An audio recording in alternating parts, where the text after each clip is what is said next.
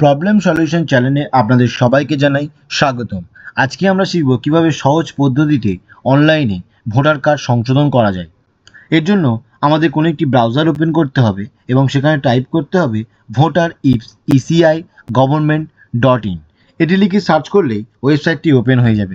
আপনারা দেখতেই পাচ্ছেন ওয়েবসাইটটি ওপেন হয়ে গিয়েছে। এই ওয়েবসাইটের লিঙ্ক আমি ডেসক্রিপশনে দিয়ে দেবো, আপনারা সরাসরি সেখান থেকে এই ওয়েবসাইটে আসতে পারবেন। এই ওয়েবসাইটটি ডান দিকের কর্নারে দেখবেন দুটি অপশান পাবেন, লগ ইন ও সাইন আপ। সাইন আপ করা থাকলেই তবে আপনারা লগ ইন করতে পারবেন এবং এখানে কিভাবে সাইন আপ করবেন সেই রিলেটেড ভিডিও অলরেডি আমাদের চ্যানেলে আছে, আপনারা সেখান থেকে এই ভিডিওটি দেখতে পারেন। যেহেতু আজকে আমাদের সাইন আপ করা আছে তাই আমরা লগ ইনে ক্লিক করব। লগ ইনে ক্লিক করার সাথে সাথেই পরবর্তী পেজটি চলে আসবে। এখান থেকে আমরা যে নাম্বারটা দিয়ে সাইন আপ করেছিলাম সেই নাম্বারটা, যে পাসওয়ার্ডটা দিয়েছিলাম সেই পাসওয়ার্ডটা, এখানে একটি ক্যাপচার কোড শো হচ্ছে, ক্যাপচার কোডটি এখানে দিয়ে রিকোয়েস্ট ওটিপিতে ক্লিক করবেন। রিকোয়েস্ট ওটিপিতে ক্লিক করার সাথে সাথে আপনাদের ফোনে একটি 6 সংখ্যার ওটিপি চলে যাবে, সেই ওটিপিটি এখানে দিয়ে দেবেন। ওটিপিটা দিয়ে ভেরিফাই অ্যান্ড লগ ইনে ক্লিক করবেন। ভেরিফাই অ্যান্ড লগ ইনে ক্লিক করলেই ওয়েবসাইটটি সম্পূর্ণভাবে লগ ইন হয়ে যাবে। আজকে যেহেতু আমরা কারেকশন করব তার জন্য আমরা ফর্ম 8 বলে একটি অপশান দেখতে পাচ্ছেন, এই অপশানে ক্লিক করব। এখানে ক্লিক করার সাথে সাথেই দুটি অপশান চলে আসবে, একটি সেলফ এবং একটি আদার্স। সেলফটা যদি আপনারা নিজেদের ভোটার কার্ডের ক্ষেত্রে সংশোধন করতে চান তাহলে সেলফে ক্লিক করবেন, আর যদি অন্য কারোর করতে চান তো সেক্ষেত্রে আদার্স করবেন। আজকে যদি আমি অন্যের করব তাই আমি আদার্সে ক্লিক করব। আদার্সে ক্লিক করার সাথে সাথে এখানে যে ব্যক্তিটি আমি সংশোধন করতে চাই সেই ব্যক্তির ভোটার কার্ড নাম্বারটা এখানে চাইছে, সেই ব্যক্তিটির ভোটার কার্ড নাম্বারটি দিয়ে আমি সাবমিটে ক্লিক করব। সাবমিটে ক্লিক করার সাথে সাথেই পরবর্তী পেজটি শো হবে, যেখানে ওই ব্যক্তিটির পুরো ডিটেলসটি শো করবে। এখান থেকে কিছু করতে হবে না, সিম্পলি ওকেতে ক্লিক করবে। ওকেতে ক্লিক করলেই পরবর্তী পেজটি চলে আসবে। এখানে 4টে অপশান পাবেন। একটি শিফটিং অফ রেসিডেন্ট, যদি অ্যাড্রেস পরিবর্তন করতে চান, এটি বিবাহিত মহিলাদের ক্ষেত্রে বেশি ব্যবহার করা হয়। 2 নম্বরটা হচ্ছে কারেকশন, আপনার ভোটার কার্ডে যত রকম সমস্যা ভুল রয়েছে সব কিছু এখান থেকে করতে পারবেন। 3 নম্বরটা রিপ্লেস, ভোটার কার্ড রিপ্লেস করতে পারবেন, যদি খারাপ হয়ে যায় আপনারা চাইলে ভোটার কার্ড রিপ্লেস করতে পারবেন, সেক্ষেত্রে পোস্ট অফিস থেকে আপনাদের নতুন ভোটার কার্ড দিয়ে যাবে। 4 নম্বরটা ডিসেবলের ক্ষেত্রে, অর্থাৎ হ্যান্ডিক্যাপদের ক্ষেত্রে। তো আজকে যেহেতু আমরা কারেকশন করব ভোটার কার্ডের, তার জন্য আমরা 2 নম্বর অপশানতে ক্লিক করে ওকেতে ক্লিক করব। ওকেতে ক্লিক করলেই পরবর্তী পেজটি চলে আসবে।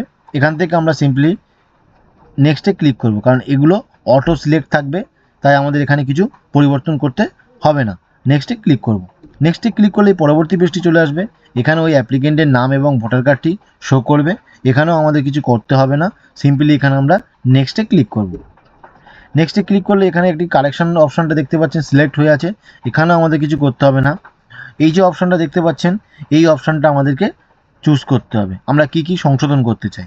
যদি কারোর নাম ভুল থাকে তাহলে নাম বক্সে টিক চিহ্ন দেবেন, যদি কারোর জেন্ডার ভুল থাকে তাহলে জেন্ডারে, যদি জন্মের তারিখ ভুল থাকে তাহলে ডিওবিতে, যদি রিলেশন টাইপ ভুল থাকে, অর্থাৎ নাম দিয়েছেন স্বামীর কিন্তু সেখানে হয়ে আছে বাবার নাম বলে, তো সেটা যদি চেঞ্জ করতে চান তাহলে রিলেশন টাইপটি সিলেক্ট করবেন। যদি রিলেশন নামটাই ভুল থাকে, অর্থাৎ বাবা বা স্বামী অথবা মার নাম যেটা দেওয়া আছে নামটাই ভুল আছে, সেক্ষেত্রে আপনারা এই বক্সটি টিক চিহ্ন দেবেন। যদি অ্যাড্রেস ভুল থাকে তাহলে সেই অ্যাড্রেস, এখানে অ্যাড্রেস অপশানে টিক চিহ্ন দেবেন। আর মোবাইল নাম্বার কীভাবে লিঙ্ক করতে হয় সেই রিলেটেড ভিডিও অলরেডি আমাদের চ্যানেলে আছে, সেখান থেকে আপনারা ভিডিওটি দেখতে পারেন। আর যদি ফটো চেঞ্জ করতে চান তাহলে ফটো অপশানে ক্লিক করবেন। তো মনে রাখবেন যে কোনো 3টি আপনারা হাইস্ট বা অপশান সিলেক্ট করতে পারবেন, তার বেশি সিলেক্ট করতে পারবেন না। তো আমার যেগুলো দরকার আমি সেগুলো সিলেক্ট করলাম, করার পর আমি নেক্সটে ক্লিক করব। নেক্সটে ক্লিক করতে এখানে রিলেশন টাইপটি চলে আসবে, এখান থেকে আমি কোন টাইপ দিতে চাই, বাবা মা না স্বামী, তো সেইটা আমাদেরকে সিলেক্ট করতে হবে। এখান থেকে সেই রিলেটিভের নামটা আমাকে দিতে হবে। ইংরাজিতে নামটা দেওয়ার পরে বাংলাটা এখানে অটোমেটিক্যালি নিয়ে নেবে। যদি আপনাদের বাংলার নামের ক্ষেত্রে কোনো সমস্যা হয় তো সেক্ষেত্রে আপনারা এই বাংলা যে কিবোর্ডটা দেখতে পাচ্ছেন এই বাংলা কিবোর্ডে টাচ করে বাংলা নামটি সংশোধন করতে পারেন। এখান থেকে আমরা সিম্পলি টাইটেলটা দিয়ে দেবো।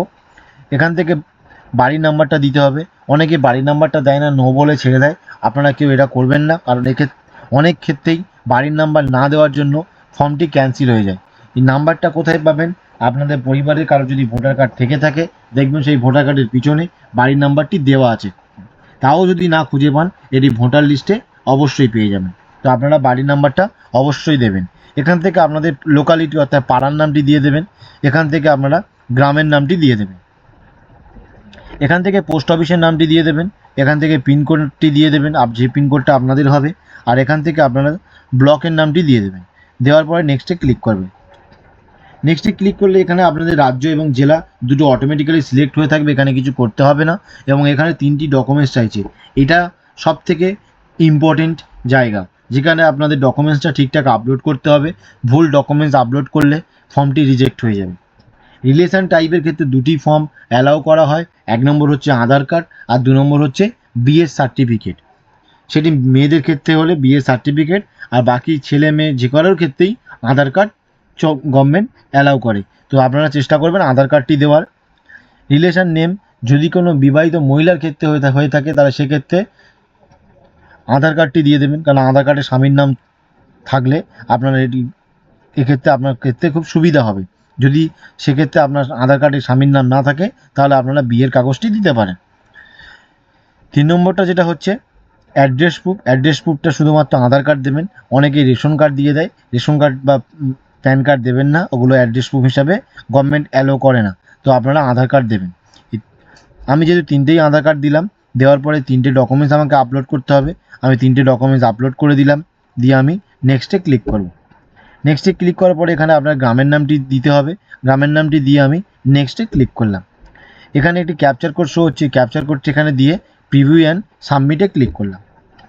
প্রিভিউ অ্যান্ড সাবমিটে ক্লিক করার সাথে সাথেই পরবর্তী পেজটি চলে আসছে, যেখানে আপনি যে ডেটাগুলো দিয়েছেন সেই ডেটাটা পুরোটা এখানে শো হবে। যদি আপনার ডেটা কিছু ভুল থাকে, আপনি ডেটা চেঞ্জ করতে চান, সেক্ষেত্রে কেপ এডিটিংয়ে ক্লিক করবেন, করে ডেটাটা চেঞ্জ করতে পারেন। আর যদি আপনাদের সব কিছু ঠিকঠাক থাকে তাহলে সিম্পলি সাবমিটে ক্লিক করবেন। সাবমিটে ক্লিক করলে পরবর্তী পেজটি চলে আসবে, এখান থেকে সিম্পলি ইয়েসে ক্লিক করবেন। ইয়েসে ক্লিক করার সাথে সাথে আপনাদের ফর্মটি সম্পূর্ণভাবে সাবমিট হয়ে যাবে। এটি সম্পূর্ণভাবে সাকসেসফুল হতে 1 মাস সময় লাগে। আপনারা এখান থেকে অ্যাকনলেজমেন্ট নাম্বারটা দেখতে পাচ্ছেন, এই অ্যাকনলেজমেন্ট নাম্বারটা নোট করে নিতে পারেন এবং এখান থেকে অ্যাকনলেজমেন্ট যে ডাউনলোড রিসিপ্ট যেটা পাচ্ছেন সেই রিসিপ্টটা এখান থেকে ক্লিক করে আপনার অ্যাকনলেজমেন্টটা ডাউনলোড করে নিতে পারেন। তো এভাবেই খুব সহজ পদ্ধতিতে অনলাইনে ভোটার কার্ড কালেকশন করা যায়। এতক্ষণ ভিডিওটি দেখার জন্য আপনাদের অসংখ্য ধন্যবাদ। এরকম আরও ভিডিও পেতে আমাদের চ্যানেলকে ফলো এবং সাবস্ক্রাইব করুন।